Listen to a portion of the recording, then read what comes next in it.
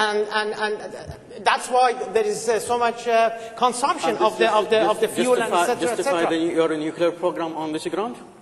Well, I can't see why Iran is the only country in the world that its peaceful nuclear program is causing so much concern. Oh, if it's peaceful, we have no problem. You have peaceful nuclear program since 1952. We never complain on this side. As far as I can see, if it's peaceful, why you have don't the you right. allow a referendum to take place in Iran? Yes, let but the people cast their vote. Okay, you asked the question. Let him finish. In what other countries in the world, even in the most democratic country in the world, in which of those countries they have taken referendum over the nuclear issue? You tell me that, Nazanin.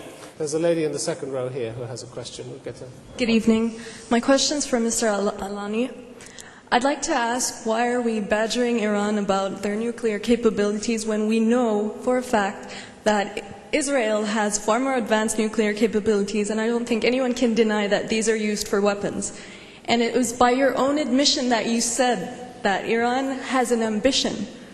We have no proof yet, and Iran signed an agreement with it signed the agreement. Isn't that proof of goodwill? Why don't we say to Israel, why haven't you signed an agreement at least? Well, when you sign an agreement, you have to stick to it first. And this is our problem with Iran. Secondly, this is not really saying that Iran have no right to develop a nuclear or a military program. This doesn't mean we legitimize the Israelis' nuclear weapon at all. Don't understand it this way.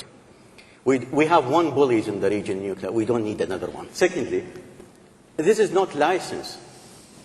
If in legal term, Israel, Pakistan, and India, they have completely different rules on them because they never signed any agreement which oblige them not to develop nuclear weapon. Okay, let her come back. That's fair, but doesn't that prove that they're more hostile because they have not signed an agreement? We should be worried about the threat from them more than Iran, who has signed an agreement and who will face sanctions. We are not asking the Iranian as per the agreement. We are not asking the Iranian any favor. We are asking the Iranian to stick to what they signed. All right, let's move on. There's a lady in the second row who has a question there. My question was more or less the same as the lady there, the previous question. I'd just like to add to it that shouldn't we be having a Doha debate about whether Israel or India or even Pakistan, for that matter, pose the greatest threat in the region? And the second part of my question... Why? Because it's your view that Israel does pose a greater threat? We should have a Doha debate about them being the greatest threat instead of Iran being the greatest. It is a threat. I won't say that it's not a threat, but it's almost the same as any other country having a nuclear program, whether it be the first world countries or the second world or the third world countries. But since we're dealing with the debate that we have at the moment, where do you stand? I think we should, Iran is not the current problem as far as the nuclear threat is concerned. I think Israel and India pose the greatest threats because they are having a continued nuclear weapons program. They are constantly raising their defense budgets. Nazanin, do you want to come back on that? Well, as far as the difference between Israel and Iran are concerned, the thing is, at the moment, Iran needs to join the international community. It needs to be joining the World Trade Organization. To do that, it needs to have the trust and confidence of the international community so that its word can be taken. No one will accept Iran's word when it signs that agreement for the WTO. It needs inward investment. If it's not even willing to abide by the Paris Protocol that it signed and by the new, NPT. Of course, the problem right now with the nuclear issue in Iran is that it has been not abiding by the Safeguards Agreement.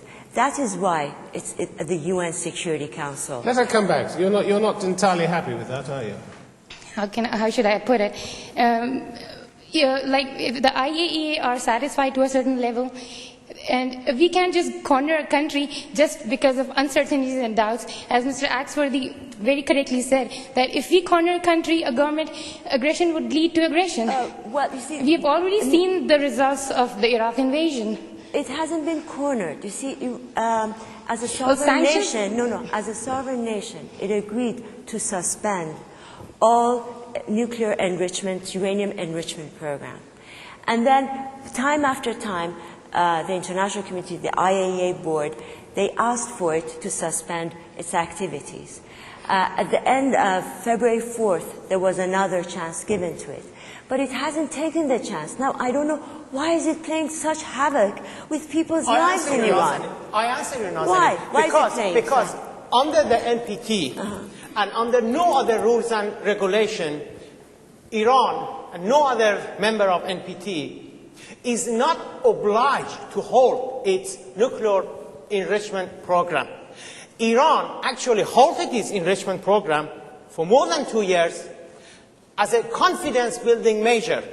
And unfortunately, Iran received more hostility, more animosity from the United States. Didn't it sign an additional protocol? Did it sign the additional protocol as a sovereign nation, Dr. Ziba Kalam? Did it put its signature under that agreement? What I'm trying to say is that Iran, by resuming its enrichment, has not violated any rules or any protocol or any regulations. Protocol. All right, okay, we're going to go to a gentleman in the third row there. You've been waiting a long time, and then we'll go to the lady at the back. My question to Mr. Sadiq. What do you think is the greatest challenge in Iran today, and how can this challenge be addressed? What is the greatest challenge?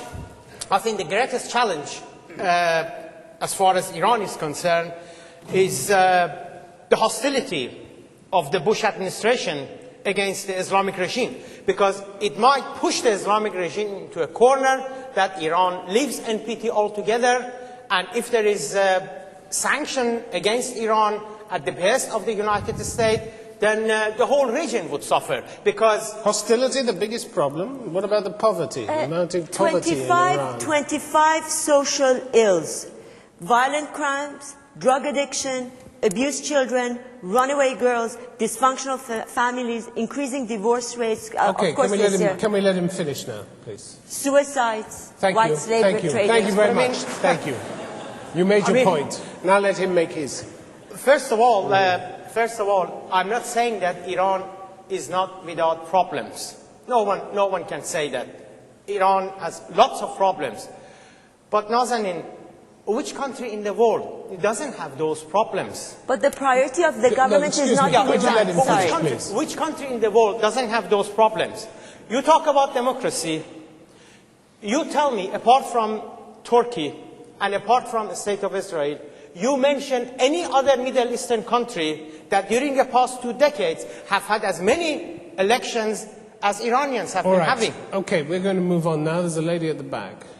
Hi. For the people against the motion, I want to know... Are you from Iran? I am from Iran. Okay. And especially directed to Mr. Ziba Kalam. How do you compare the efforts of Mossadegh long time ago for obtaining an independent oil industry for the country to the efforts of Iran right now for acquiring independent nuclear power?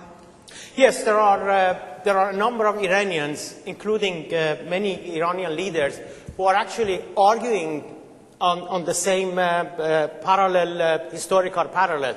They're saying that the West, meaning particularly the United States, did not let Iran to have its nationalize its independent oil industry, and United States, after nearly 40 years, is not allowing Iran to have its independent nuclear industry. And many people are feeling in Iran it's the same thing. We are against the United States. We were against the United States when it was the question of oil nationalization, and we are against the United States when it's come to the question of nuclear issue. All right, I just want to ask the question of what lay behind that question. Are you suspicious about Iran's nuclear program?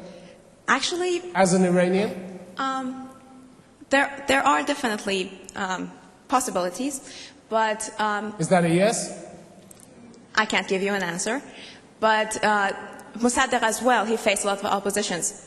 But the country did acquire a great deal of fortune afterwards. All right, we're going to move on. Can I say something?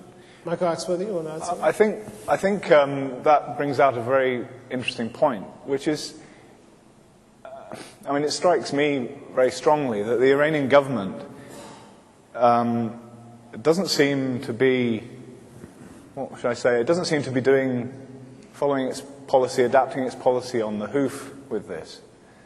It seems to have a fairly clear